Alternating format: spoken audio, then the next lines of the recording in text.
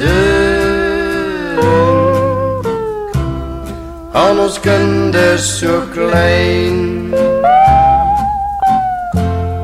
en die lig van die maan skyn, het hulle lewens verdwyn. Ek het gedroom dat God kom na my en my gewaarsku om thuis by my kinders te bly. Ek wou nie luister na die dansbaan gegaan, en ek kinders alleen by die huis laat staan.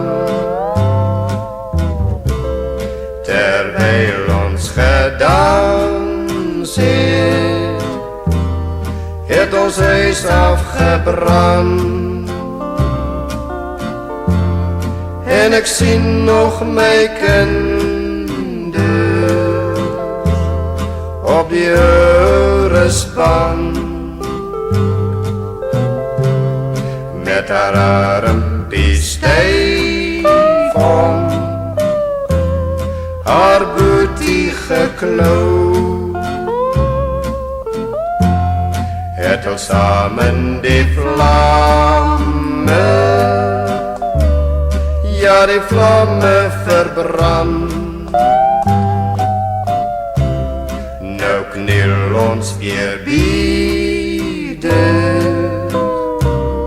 langs al grafie so koud,